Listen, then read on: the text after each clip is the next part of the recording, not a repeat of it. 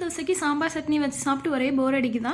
இந்த ரெசிபியை ட்ரை பண்ணுங்கள். இதை செய்கிறதுக்கு டைம் ரொம்ப கம்மி தான் ஆகும், டேஸ்ட்டு அதிகமாக இருக்கும்.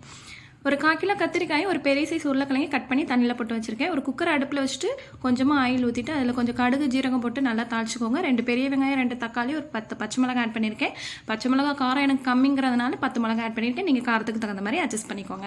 எல்லாம் நல்லா வதங்கினதுக்கப்புறம் கட் பண்ணி வச்சிருக்கிற கத்திரிக்காய் உருளைக்கிழங்கு அது கூட ஆட் பண்ணிவிட்டு ஒரு கைப்பிடி நிறைய மல்லியிலையும் கருவேப்பிலையும் ஆட் பண்ணிக்கோங்க. கொஞ்சோண்டு மஞ்சத்தூளும் தேவையான அளவு உப்பும் சேர்த்து ஒரு 4-5 விசில் வச்சு எடுத்துக்கோங்க. விசில் அடங்கினதும் அதில் உள்ள தண்ணியை நம்ம ஒரு சின்ன கிண்ணத்தில் ஃபில்டர் பண்ணி எடுத்துகிட்டு நல்லா பருப்பு மத்து போட்டு நல்லா மசிச்சு விட்டுக்கோங்க. எல்லாம் நல்லா மசிஞ்சதுக்கப்புறம் ஒரு நெல்லிக்காய் சைஸ் புளியை கரைச்சி அது கூட தண்ணி ஆட் பண்ணி தேவையான அளவு தண்ணியும் அது கூட ஆட் பண்ணிக்கோங்க. ஆட் பண்ணி நல்லா கிண்டி விட்டுருங்க. காரம் உங்களுக்கு பத்தலை அப்படின்னா சாம்பார் பொடி அதை ஆட் பண்ணி அடுப்பில் வச்சு நல்லா கொதிக்க வச்சு எடுங்க. கொதிச்சதுக்கப்புறம் சூடான இட்லி, தோசை, சப்பாத்தி எல்லாத்துலேயும் ஊற்றி சாப்பிடுங்க. டேஸ்ட் அல்டிமேட்டாக இருக்கும்.